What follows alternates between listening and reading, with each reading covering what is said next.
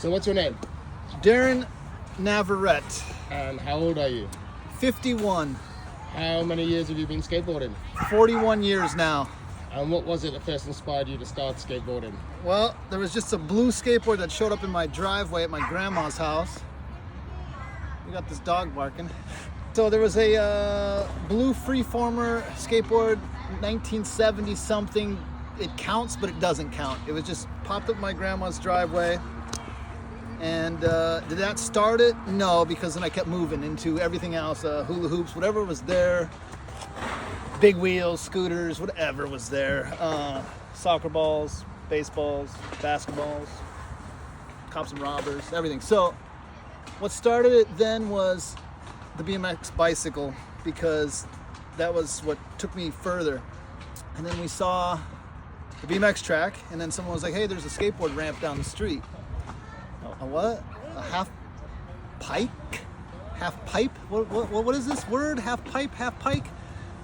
So we went and looked at it, and there was a half pipe, but we call it a pike for some reason. And that's what started it. What still inspires you today to get on a skateboard and ride as often as you can? Well, I would say that point in time still inspired me, because what I saw was just mind-blowing for some reason. I don't know. I saw something that, I don't know, I can't even really explain it, because what is it? What is skateboarding? But it was so colorful and bright, and the wheels were spinning.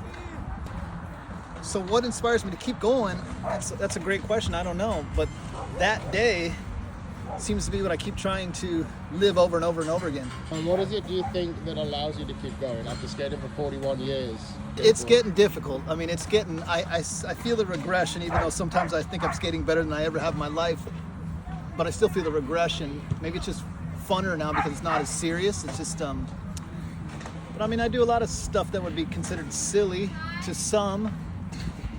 I used to go to the bar and party a lot, and I don't do that anymore. Now it's yoga and breathing exercises and eating healthy and going to the gym. And what can I do to keep skating? Well, if I'm 51 now, tomorrow I'll be 61.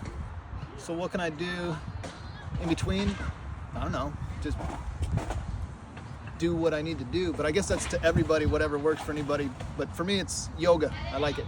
If someone was to ask you about getting into skateboarding or how to start, what's the single best piece of advice you might offer them? Well, I'd say don't listen to me. Listen to yourself, because, well, when I started, there was no coaches or no nothing. It was just purely you wanted to do it for you. There was no really end thing. It wasn't like, I'm gonna get a trophy, I'm gonna be in the Olympics, I'm gonna be in a video game. None of that existed. I mean, there was magazines and we wanted to get there, but in the beginning it was just, I want to get in the air. How do you do that? I mean, how do you do this grind? How do you get to the top of that? So there was, I guess, this thing, but I'd tell the kids, just do it because it's fun. And if it's no fun, find something that's fun and do that. What would you consider the biggest change from skateboarding 40 years ago and skateboarding today?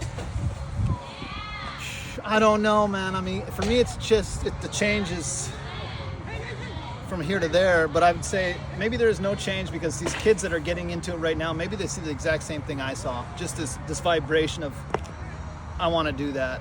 But so I don't know if there is a difference. For me, there is, because we didn't have the social media or all this stuff. It was purely, or even videos. I mean, those were coming a little bit later, but it was like, you'd look in a magazine and see somebody upside down, and you'd have to figure that out. Like, what is this? How do you do this? And then you'd see a video and be like, oh, it's like this. Or you'd have a friend down the street that knew more than you. But I think it's the same, man. Personally, I think the kid that starts today is the same as the kid that started yesterday, but it's just a little bit different. And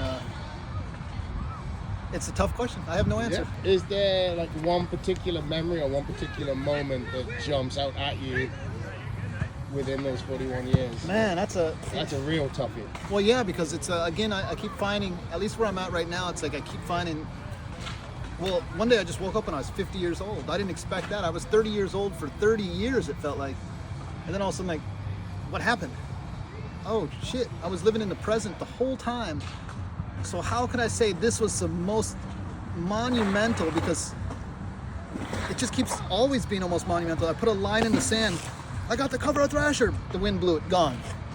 I won a combi contest, win, blew it, gone. I won an amateur contest, win, gone. So I just keep making these marks in time. And what is it today? Did you win a contest? No, but I did a frontside grind over the hip, something like that. So it just keeps making these little marks of, and I think that's it. It's just, there is no certain definition for me, like this is the best, because they keep coming. I mean, the first drop-in was the best thing I ever did. First backside air, first hand plant. Again, the first cover of a magazine, the first video game character, the first. So I guess the first drop-in would be I'd go back to that. The first drop-in is what it is. So what 3 words would you choose to describe how you feel about skateboarding? Expression, freedom, martial art. Let's get it. All right. Thank you.